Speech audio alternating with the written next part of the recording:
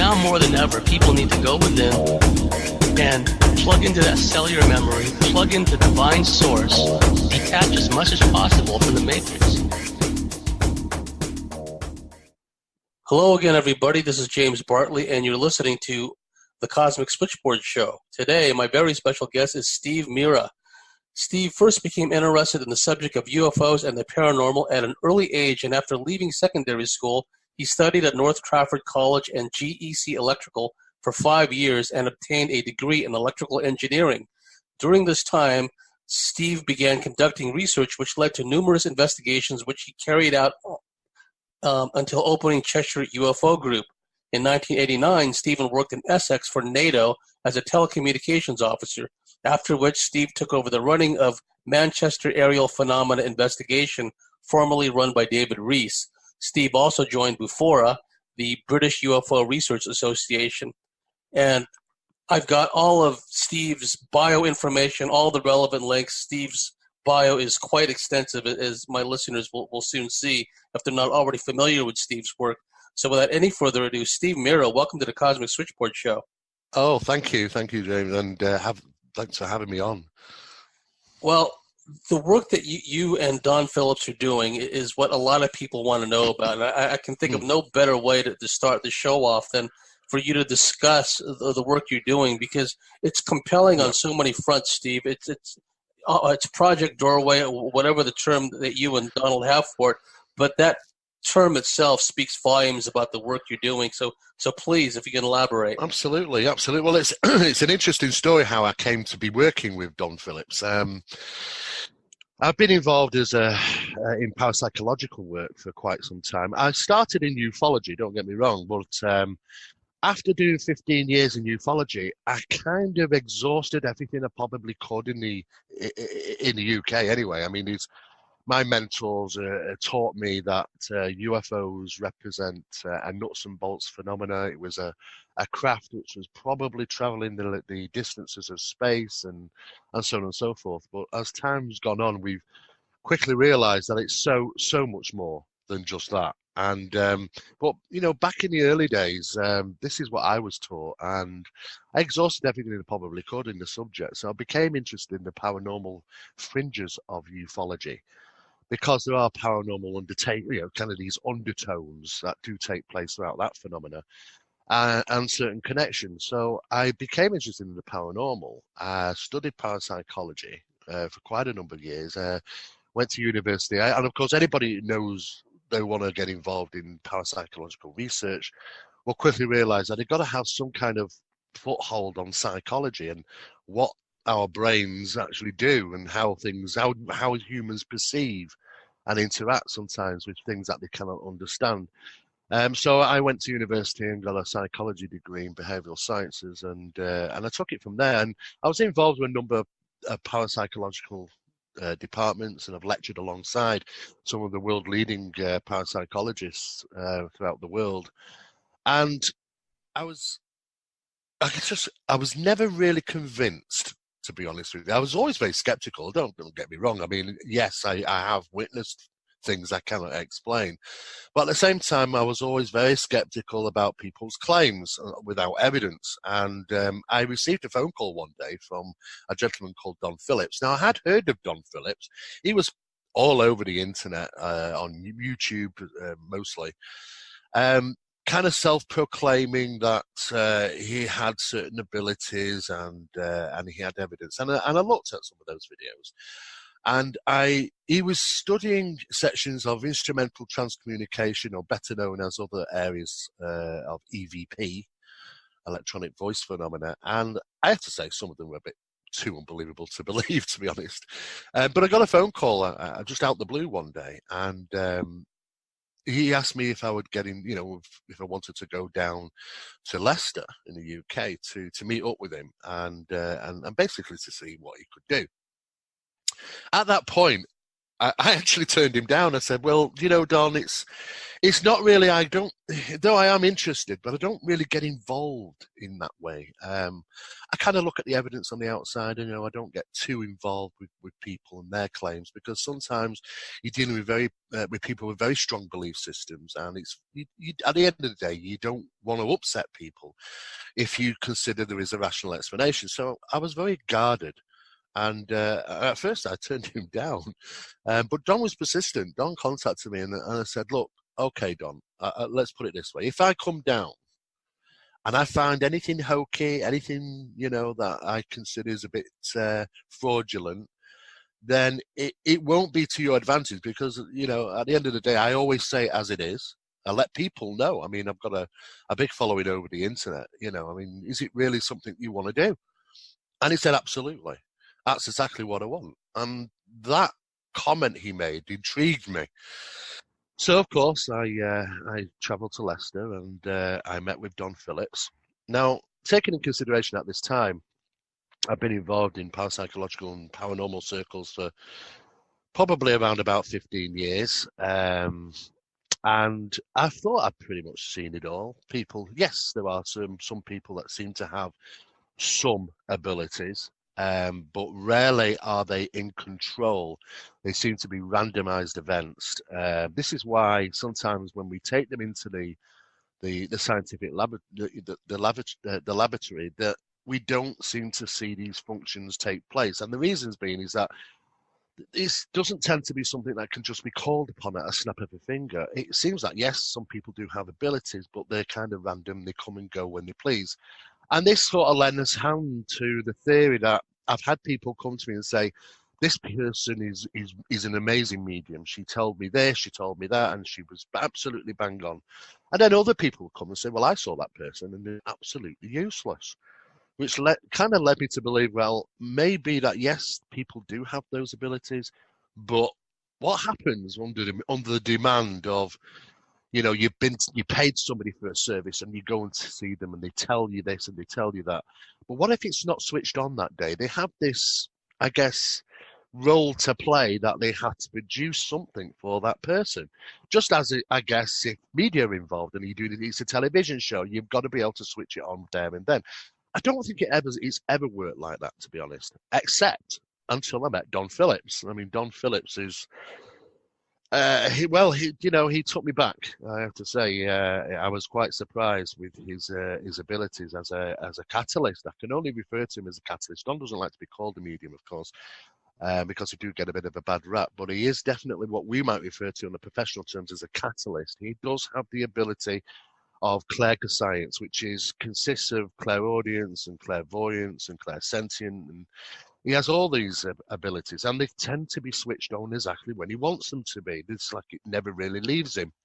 And yes, I did witness things I couldn't explain. So since that, I ended up doing a number of investigations with Don, and we formulated a project known as Phenomena Project. And this was about really looking into the aspects of instrumental transcommunication. Who or what are we actually communicating with? And are they sincere? Is it authentic information? How is it gathered? Where's it coming from? That sort of thing. And there was a very famous experiment taking place in the UK some years back known as the Skull experiment. And it took place in a small town in Norfolk in the UK. And some amazing things took place within this mediumistic circle. We wanted to continue that type of study, and we did for 3 years solid. And some of the information that we obtained was very, very interesting. But it did have, and always has had, this ufological undertone to it. There seems to be connections either side of this phenomena. If you delve into it enough, you start to realize that we might be dealing with one particular phenomena that has numerous different masks. And that led me into study with another colleague of mine, which is Barry Fitzgerald. Now, some of our listeners might recognize that particular name. Barry Fitzgerald is an Irish gentleman, colleague of mine.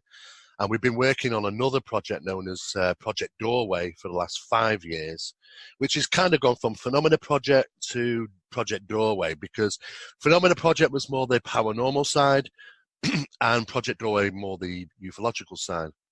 Barry's best known for his work in a TV show known as Ghost Hunters International. He was one of the lead investigators, and I believe he did that for about 5-6 years in about 30 different countries. So he was quite attuned to the paranormal, Barry, but it wasn't really his, what you might say, his pet subject. Though that he was heavily involved in the paranormal, his passion was the UFOs, the ufological side, and ancient sites. And when we brought all this to the table, and of course we actually all appeared together. Don, Barry, myself in Ireland, or a number of projects under Phenomena Project. So Barry was witness to some of Don's capabilities, which he was also taken back about, and that kind of led us into Project Doorway. Now, what we wanted to do with Project Doorway, and it's quite simple, is that we know that the subjects of ufology has kind of come to a bit of a standstill. We're not really getting new information. What we tend to get is a new video or a new photograph, but it's really only adding another stone to the mountain we've already got. Are there any new ideas, research areas? Is there new information out there? And what we're trying to find and make a difference is that we want to advance the subject. We want to take ufology one step forward, because we've kind of been wrapped up in ufology since the 1940s and a bit static, to be honest with you. I mean, to be honest now, someone looking at research in general, some of the research that took place in the 1940s seems to be significantly better than some of the subject that we face today. And it really wasn't, it was frustrating, because yes, we know that there is a phenomena out there, and what does it constitute? Do we really know? Because like I say, I mean, my mentors said, oh, well, Steve, these things are interstellar craft coming from other planets, and they're nuts and bolts phenomena, and they're ETs, but we've known that is not the actual case. We do know, when you start to delve into this subject, that ufology, the sightings, the encounters, the experiences consist of so much more. They seem to be a metaphysical phenomena. There's really no evidence to say these are extraterrestrial in origin, only but that what we're told from alleged ET encounters. That's it. It's a very, if you actually really sit back and think about it, it's kind of a very humanistic approach. It's like our method of thinking about this. It's our physics. It's our ideas. Could it really be that? Is there enough evidence to support that? I mean, we do know that it's a phenomenon, but, is it ever present? How long has it been here? Well, studies in Project Doorway realized very quickly that this is not a new phenomena. And in fact, it didn't start in the 1940s, which a lot of people actually studying UFOs will probably pick up a book, and it kind of starts, well, in the 1940s, it was a flying saucer UFO flap in America. Well, it goes on a lot longer than that. I mean, it goes back thousands, tens of thousands, even sometimes, maybe even hundreds of thousands. Who knows? It might even predate historical documentation, to be honest with you. I mean, we're actually looking at this because there seems to be scriptures and drawings and petroglyphs and all sorts of interesting things around the world, which might lend to the theory that this phenomena has been around for a long, long time. In fact, it might have always been here. We could be the new kids on the block, in a sense of speaking. And is this phenomena, I mean, we have this ruse to look up into the sky and consider, well, they're out there somewhere. But this phenomena, from what we've learned, especially over the last 5 years, could be right under our noses. This phenomenon could be right here, right now, right under our noses, and we wouldn't have a clue, because we are dealing with a hyper-evasive phenomena here, something that can probably cloud itself, shield itself, cloak itself, could be present within of you could say the skirting our reality. It doesn't seem that there's enough evidence to support that these UFOs are just coming backwards and forwards to Earth. I mean, in fact, the statistics carried out by Project Doorway last year in numerous countries, we were trying to work out how often is a real UFO seen. Well, we have to go off reported incidents. And unfortunately, there isn't, obviously, we can't go to every country and get statistics nowadays, but this was drawn from the countries we could do. And it turned out about 1 every 8 seconds. And it's just ridiculous. You think, well, if there's a sighting 1 every 8 seconds, that's a lot of UFOs. Now, taking in consideration, some of those are probably misidentifications. But at the same time, we're also being conservative here because we are going to every country and getting those stats. So if one is seen every 8 seconds and it is a legitimate incident, then when you calculate that up, that's a huge amount of UFOs that are being reported or seen or encountered around the world on a daily basis. Where are they all coming from? Well, that amount of UFOs traveling backwards and forwards to Earth, according to SETI astronomers, which we interviewed, stated, I mean, it was a very interesting comment actually they made, James. It was, they said, well, space is unusually quiet. And that was an interesting comment. Space is unusually quiet.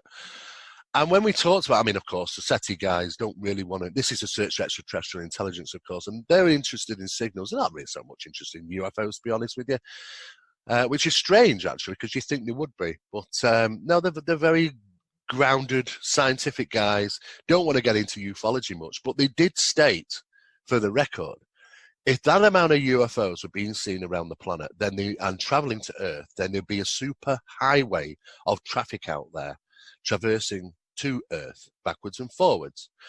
And that would leave electronic noise. And we can hear a pin drop that close to Earth, a pin drop. I said, we'd notice it, we'd see it. It would be very loud. We couldn't ignore it. That amount of electronic noise passing backwards and forwards to Earth would be easily detectable, but we don't get it. It's not there. You know, we just don't have that. Which has made us think twice about as to, well, how are these UFOs getting here? So research into this sort of kind of led us to the evidence of materialization and dematerialization of these objects, this sudden manifestation sightings. It would seem, you know, a lot of UFOs, if not all of them, because sometimes we don't see the initiation of when they arrive, or even depart in some occasions, but we do see the traversity of these objects through our airspace. But just on occasion we see what seems to be the materialization or dematerialization of these objects. Where are they going? How are they getting here? You know, where did they leave to? Which led us into talks with physicists about reality. Now, it's a funny thing, reality. I mean, when we talk about what we're consciously aware of in our reality, well, you know, humans live in a three-dimensional world. If we take, for an example, a snail, for an example, well, we know that snails kind of live in a one-dimensional world. They're not aware of the past. They're not aware of of the future, what might come, but they're only aware of what is happening right at that moment in time. You know, other insects are allegedly live in 2 dimensions, such as ants and things like that. They are aware of past incidents as well as present incidents. But us humans, we're aware past, present, and future. But what we've got to consider is that, is there something extra? Is there another one? Is there a multiple dimension? And what you might refer to is an alternative realities. And within them lies the paranormal, the supernatural, the ufological, the metaphysical, the spiritual, everything that is wrapped up in this banner of the unknown. It could be that, according to physicists, realities are very, very close to ours. It could be that we have these crossover points, and not just from the paranormal, but probably from the it's very plausible that from the ufological aspects as well. So when we look at the subject as a whole, James, we're kind of saying, well, you know, we've got these dividing boxes, and maybe, just maybe, why are we not getting heads on this subject of ufology? Because it's been going on long enough. There's countless surveys and scientific inquiries into this, but it tends to be the more humanistic side of research. It's like, what did it consist of? What is the technology? You know, and those type of experiences which get looked into very scientifically. However, all the other aspects, be it the other areas of research, paranormal and metaphysical and so on and so forth, don't get involved. And they have never been involved. They've had these dividing boxes, which the paranormal guys, the ghost guys, kind of go, well, you know, I'm kind of not really interested in aliens. And then you got the UFO guys going, oh, I'm not interested in the ghost stuff, you know. But to be honest with you, I think if we're really going to get a head start on trying to answer some of these questions of what ufology consists of, we have to involve those other subjects. We cannot have those dividing walls. We've got to break them down, because there is paranormal attributes to ufology, and there is metaphysical phenomena and spiritual and supernatural involved. It's kind of a whole genre of things, and just one section of that is ufology. So what we've done is we kind of broke all those doors or those restricting walls down within these subjects and brought them all together under the heading of phenomenology, which basically it's quite simple. It's say it as it is. You know, if people are saying, well, you know, I had a UFO event, but what was really interesting is that after I had it, you know, we had about a week of poltergeist type disturbances. Say it as it is. I mean, Project Blue Book, most of our listeners will know what, you know, have heard about Project Blue Book, especially after the TV show, which was released not long back, that there was even Blue Book cases where the people who had these encounters had also paranormal attributes to these incidents. But Blue Book didn't write it up, because the Blue Book officers thought, I'm not getting into this ghosty stuff. We'll just write that in and put that in there. Just a UFO side, please, guys. Nothing more, nothing less. We're not getting a full picture here. Most people will probably say now that through the research that's been gathered over the years, that UFOs consist of much more than just some type of interplanetary craft traveling to Earth from the distances of space. I mean, just doesn't seem right. It seems more our thinking. And we came across, what was really interesting is that significant studies in this phenomena, which has been taking place by numerous departments throughout the US for many years. When the CIA got involved in advanced studies of the ufological phenomena, there were certain documents which were created around about the 1970s, and through the Freedom of Information or leaked information, documents were obtained. And there were some interesting references on these documents. And one of those references was an acronym of WSFM. And researchers, I didn't have a clue, James, to be honest. They were sort of thinking, well, what is that WSFM? Is it some type of scientific project? Is it a location? Is it some type of base? What is it? Project name? And for years, they were banging their head off the wall trying to work out what did WSFM mean in conjunction to the CIA's investigation of the ufological phenomena. And it was only some years afterwards that people who had left the CIA, whistleblowers, came forward and eventually said, well, you know, we can tell you what WSFM means. And it basically, I mean, considering that we were all thinking it was some type of scientific project name, it only means weird science and frigging magic. And the reason for that is because even the CIA guys couldn't really get their head around the metaphysics of this phenomena. You know, it is not just a craft. There is aspects to this phenomena that just might we fall under the magic realm, you know. And of course they came up with this jokingly weird science and freaking magic acronym, which really puzzled researchers for quite some time. But as the phenomenon has progressed and people have looked at it more and more depth, we are finding lots and lots of things which are very interesting. And this is one of the outlines of that, is the conscious connection between UFOs and the observers. There seems to be at certain times a conscious connection between those that are seeing these objects and, of course, the phenomenon itself. We know this from pilot incidents. I mean, there has been shoot-down orders given, believe it or not, from American pilots, even British pilots. I've been told to literally open fire on these objects on occasion. And the first thing that they try and attempt to do is trying to get a weapon lock on these things. And as soon as they are just about to get weapon lock, they'll always find that this object, they do unusual maneuvers, evasive maneuvers, just prior to weapon lock, and then they'll try again, and then all of a sudden it'll do an evasive maneuver, and this goes on and on. And the pilots themselves have stated, on countless times, that it's really weird. It's as if they knew what we were going to do. They knew which way we were going to go. They knew where we were going to end up. And it's just things like that. And you think, well, they're reading the intent of the pilots. How do we get a head start on this one? Well, that's really, really difficult. Now, if they have the capabilities of reading the intent of the pilots, in other words, a conscious connection between the phenomena and the witnesses, then we also have to take in consideration normal people, people which are just out there and see these things.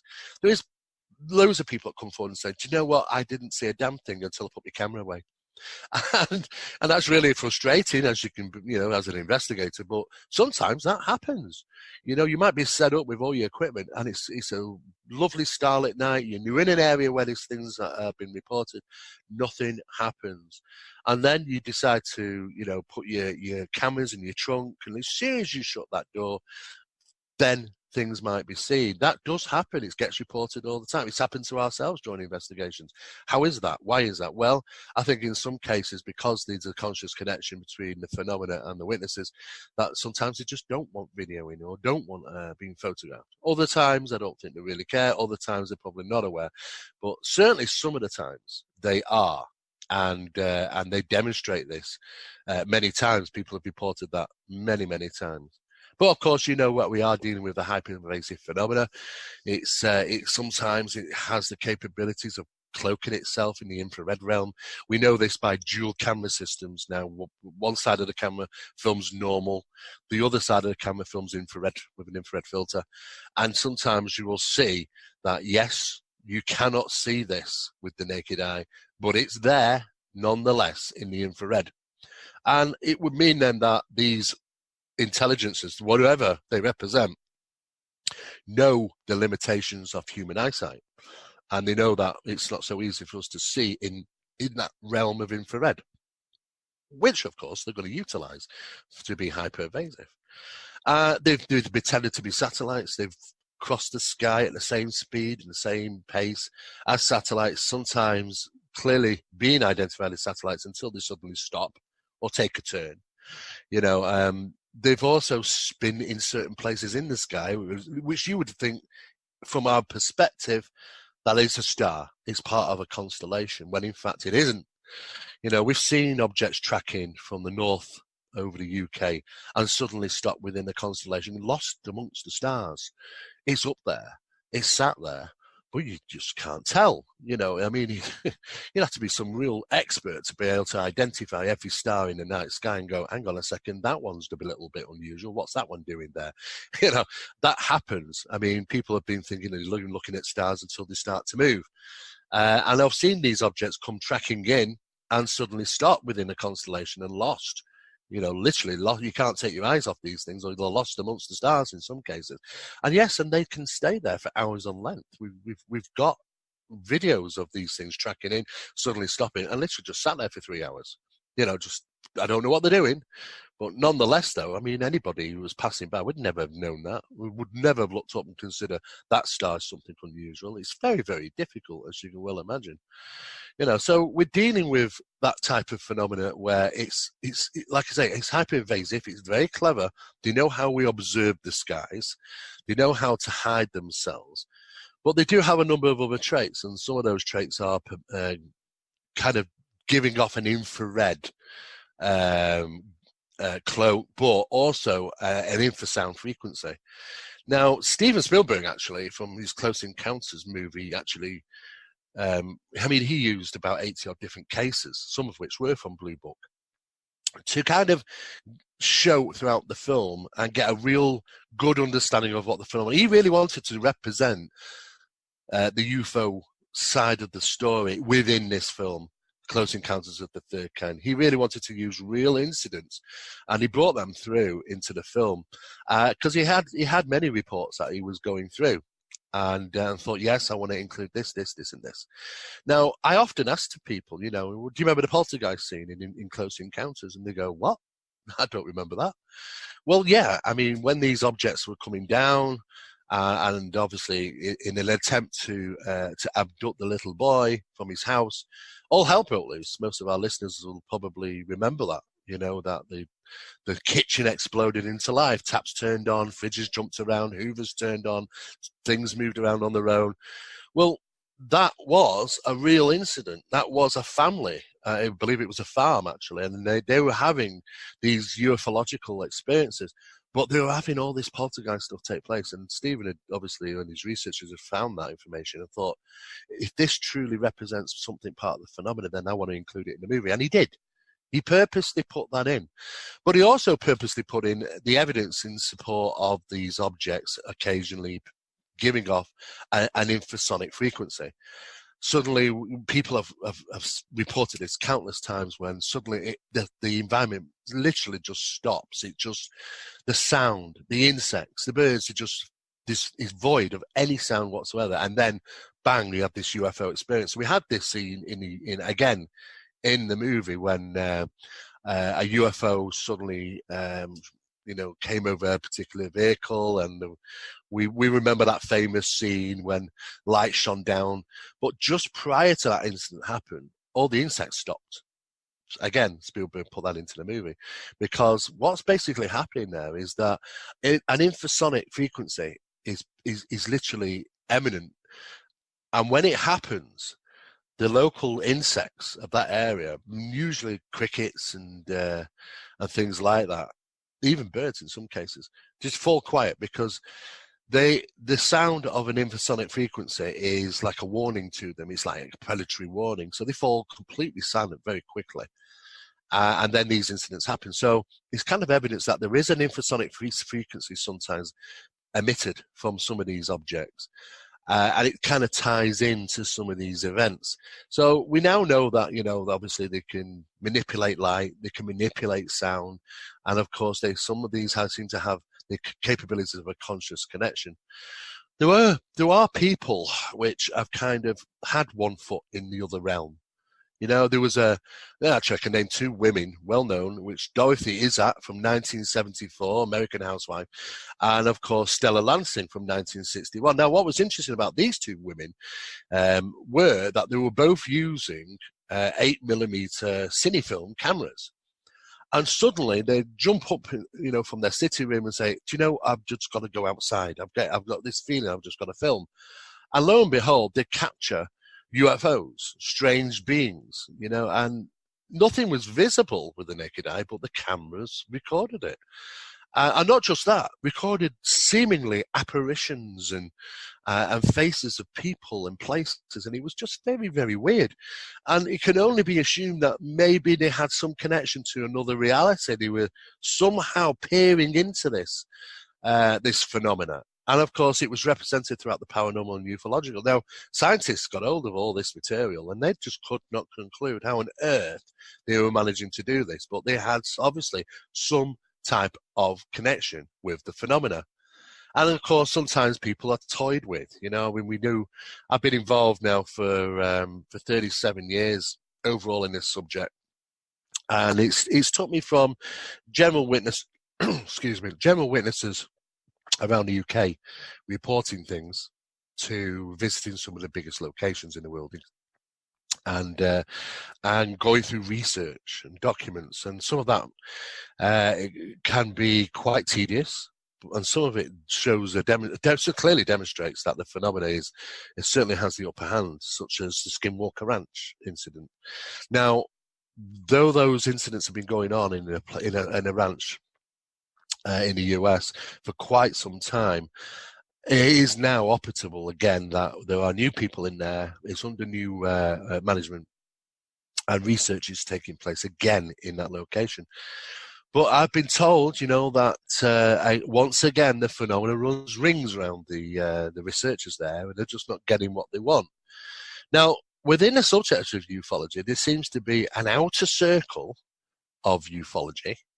And that is kind of a lot of your lecturers, which are out there, I lecture all over the world alongside, Richard Dolan and Linda Moulton Howe and so on and so forth. And these are the biggest lecturers in the world on these subjects, this subject matter. However, there is also an inner circle of ufology, which doesn't really get brought out to these conferences. And I can tell you from what I know is that within that inner circle is information that is not getting out. It's passed around other people within that inner circle. It's kind of, you've managed to be able to join the club kind of situation. George Knapp, a newspaper news reporter from Las Vegas, who's very well known for his connections with Skinwalker Ranch and Bob Lazar and so on and so forth. He knows a considerable amount of information, which is really the general public might not be aware or be prepared for, to be honest with you. I've also been in this inner circle for, I can only say from now, about 18 months. When I was over in LA last year lecturing, George travelled all the way from Las Vegas to LA. He'd driven, apparently, just to have a chat with us about our research, because he knew that our research tied into some of the US defense research, which was currently taking place in regarding the phenomena, including how people who have experiences with UFOs, many of them suffer from anemia afterwards. There's a iron content taken out from the blood, which is very intriguing when you start to look into the reasons why that might be happening. But there is this inner circle of knowledge about what truly is represented by this phenomenon. Well, I can tell you that from what I know is that the heaviest research in UFOs also borders seances, supernatural encounters, crypto encounters, and I mean the sightings of beasts, walking on two legs, or even Bigfoot on occasions. There is a connection with those type of things. There is a connection with disappearances. Now, I'm a very fond, of Paul. What's his name now? David Paulides. David Paulides, that's right. David Paulides' work is brilliant, absolutely brilliant. And I think that he's starting to realise what we realised quite a number of years ago, is that the disappearances are happening in certain locations. And these locations we have now realised are in positive magnetic anomalies. Now, I can tell you what those actually represent. It's intriguing because for many years we've all heard about portals and Stargates and all these wonderful science fiction terms, and in association to ancient sites and UFOs and things like that. And of course, for me as a researcher, I've kind of shrugged my shoulders and thought, well, it's basically a scientific and science fiction concept, but is it really something real? Is it a reality? However, I was surprised over the last few years of what we've learned within Project Doorway that yes, here is a reality to this. There's a scientific, evidential reality to this. And not only that, but NASA, the National Aeronautics and Space Administration, launched a project called the MMS mission about 5 years ago to study what they refer to as portals. The scientific name is electron diffusion regions, X points, and they're out there in space, which they're investigating, and these are sustained large portals. They're traveling from one. This is something that could travel potentially from one place to another, and it seems that the evidence is pointing that some of these are directly connected to the surface of the sun, 93 million miles away. And if that is the case, then now we're starting to realize, well, maybe this phenomenon is utilizing a different way of getting here. Are they utilizing certain key areas? So what we actually did is we used mapping software tied in with two satellites. One is a gravitational anomaly satellite. The other one is a Earth magnetic anomaly satellite. And utilizing certain filters, we managed to have the maps up in front of us of the globe. And we outlined the most significant positive magnetic areas on planet Earth.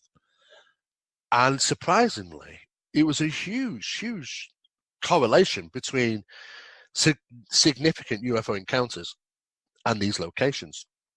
All the biggest ones, all the major ones you can think of, they all are in those locations. Is that chance? Well, statistically speaking, no, it shouldn't be.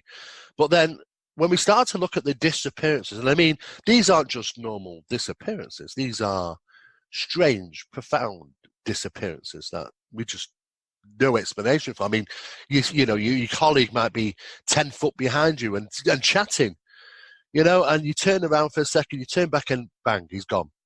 That's it, gone, never to be seen again. There are occasions when, people have disappeared so profoundly that they don't even know how to explain how the incident happened. And sometimes there's usually nothing left, of that person in that environment. No idea as to where they're going. They never turn up. And these are what we refer to as strange or profound disappearances. Now, when we correlate these strange and profound disappearances, we know this to be a conservative figure by the research we've carried out, is 4.3 million people worldwide. There's enough reports to say there's 4.3 million people worldwide. That's about the population of New Zealand, isn't it? I don't think it's far off. But that is a huge amount, and that's conservative. That are conservative figures. Documents aren't kept. Profound disappearances, the documents are not kept. True statistics aren't found. And these are the ones that we have found. So we have to consider that this is very conservative, these figures. But yes, people are disappearing. And in these anomalous areas, these areas where people have reported strange lights, cryptid sightings, paranormal occurrences, humming, buzzing strange sounds, shimmers of light on the ground. And we're also seeing other areas of profound stuff taking place near rock cliffs, boulder fields, mountainsides, hillsides, volcanoes. It seems that this phenomena, which we have tracked and scoped and video recorded, does have the capabilities to traversing what was initially thought to be 3 forms of flight, which is known as transmedium travel. It isn't transmedium travel. It's actually more than that.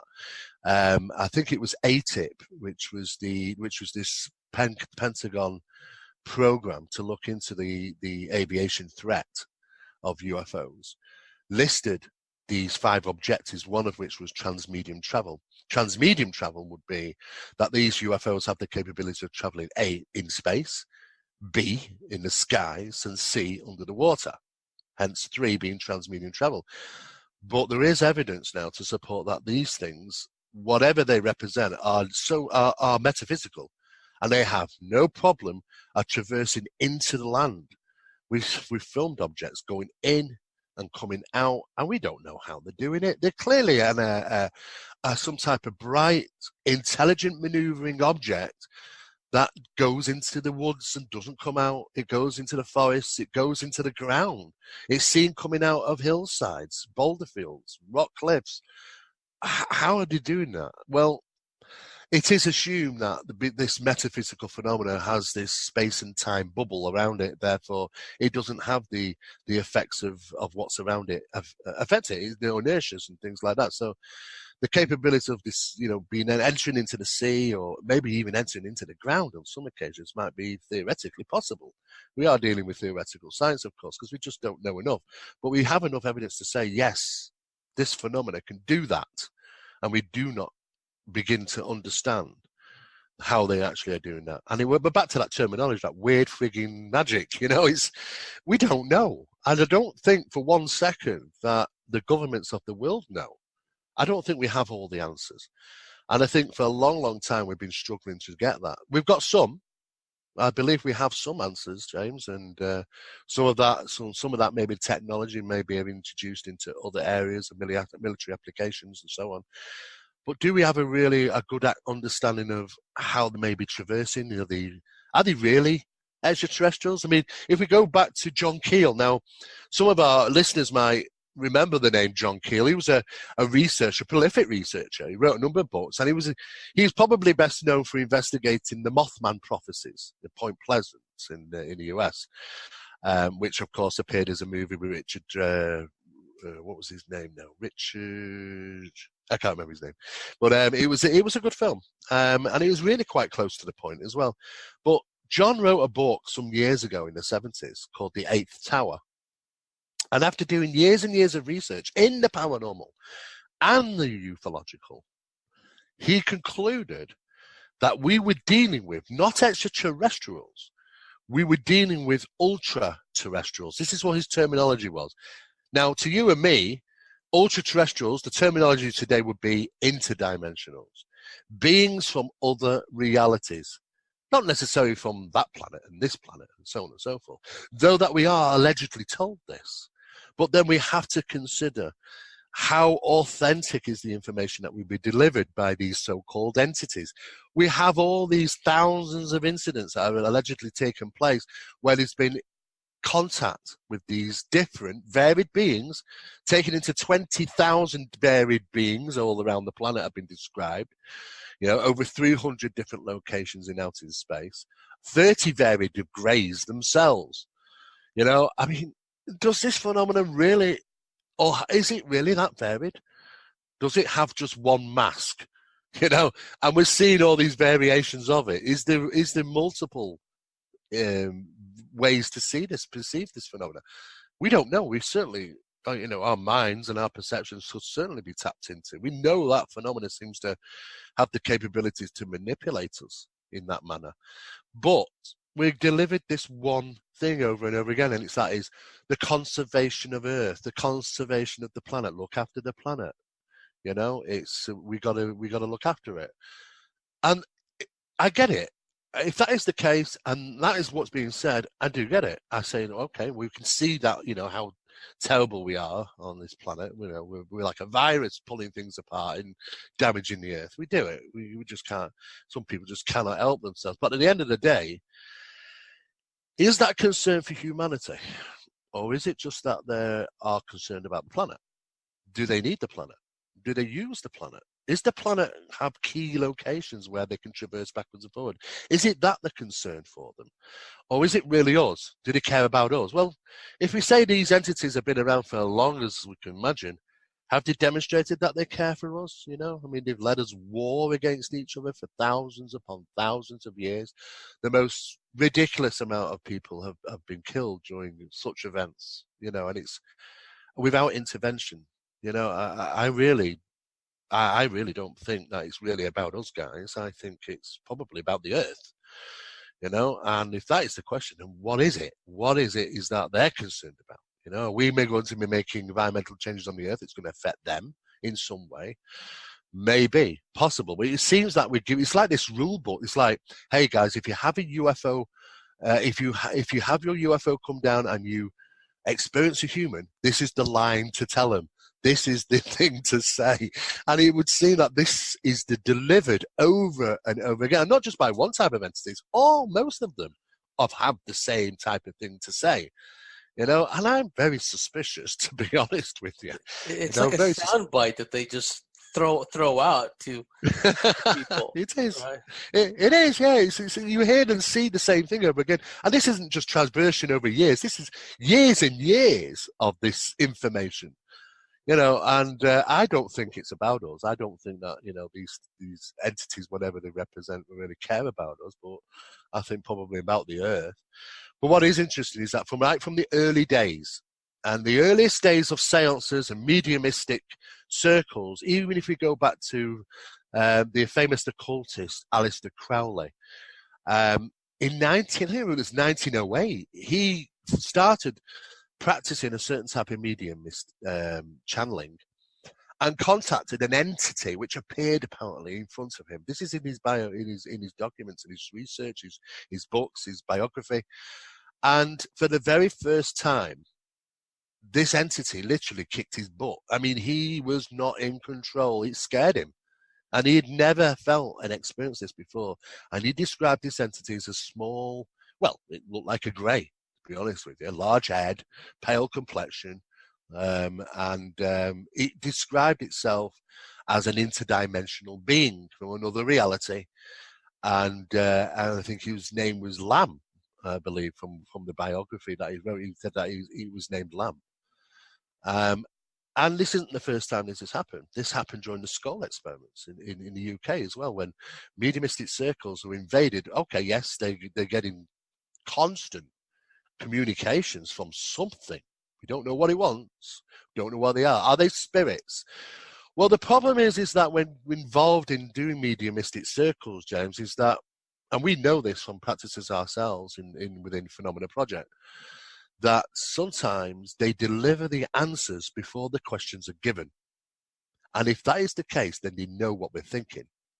And if they know what they're thinking, then they can tell us whatever we want to hear. So if we really think that we're communicating with Uncle Albert that passed away 5 years, then it will be. Do we really know? Are we really, is it exactly what we think it is? Are these spirits, or is it something else? And this is why the parapsychology departments around the world and throughout the UK, some of the leading departments will say there is no evidence of afterlife. There is evidence, of course, that they are aware of this. There's evidence of communications with something of intelligence which interacts with us and can give us information, sometimes accurate information at the speed of light, sometimes information which might be prior to 18 months into the future, at least 18 months into the future. It seems that they might be aware of future events, and also information that has not even been asked. It's actually obtained from the individuals themselves. Just as a UFO phenomena reads the intent of the pilots, this phenomena reads the information from the individuals sat in the seance.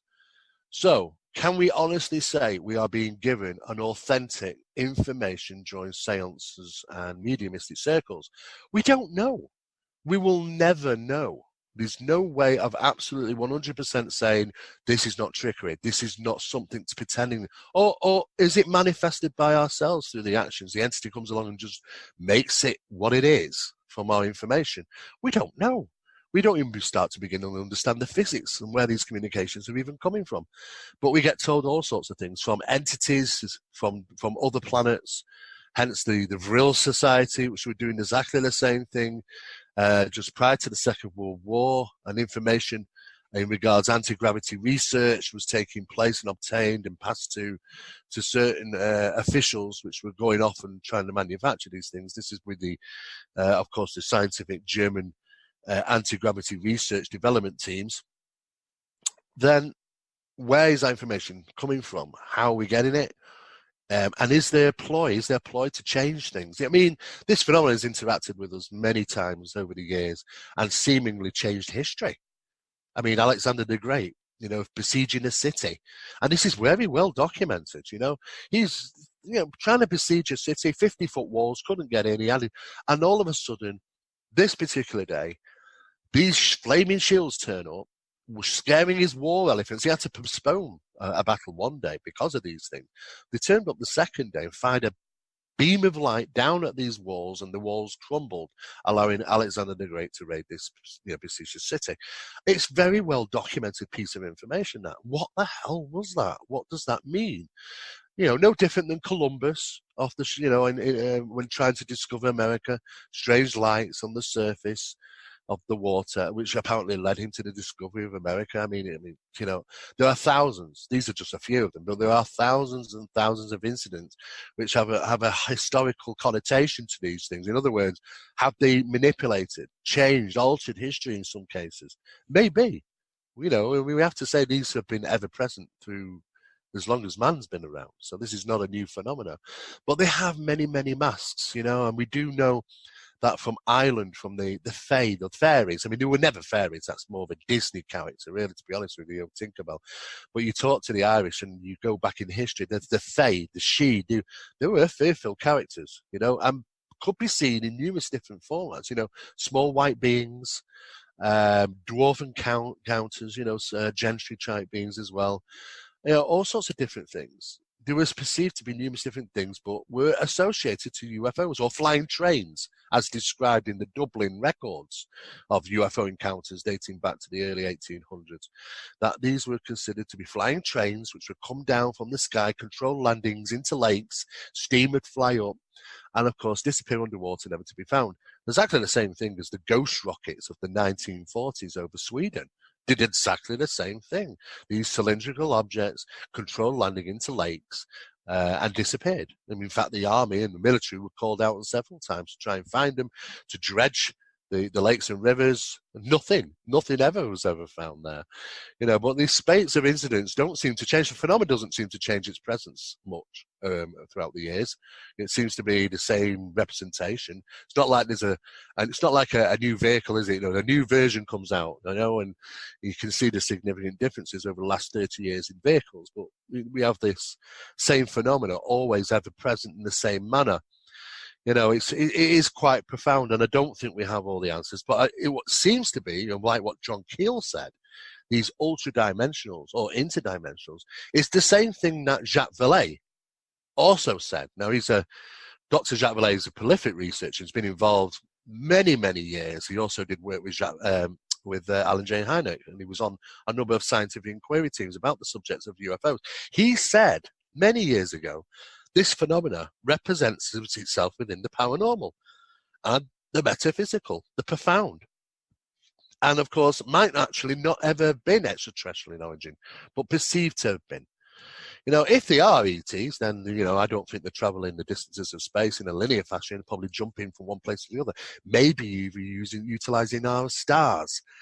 Our own sun is photographed and videoed. I absolutely think that's the case. I don't think it's necessarily mutually exclusive where it's either interdimensional or extraterrestrial, because given the head start some of these ET races have had technologically and intellectually, some of them may have figured out how to traverse vast distances without resorting to linear travel. So yes, and I think absolutely. I think that the stars and the sun, like the imagery we've seen from the Soho Sun Observatory with these huge planet-shaped, planet-sized rather craft, just fleets of them sometimes. It's quite possible not only planets but stars themselves are part of this Stargate, if you will.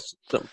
I will agree. I mean, they're plentiful around the sun's surface. This is what we're finding, and there seems to be some form of traversing between these locations on Earth, which are hotbeds of activity, like your skinwalker ranch, for an example. Sudden manifestations of these objects just seem to appear out the sky from nowhere, and not just that. Other manifestations do take place there, but the sun and around its surface, we've got film footage and objects of things coming out of the sun. I mean, how does that work? And maybe the stars, what we look up in the night sky, are the doorways from one place to another.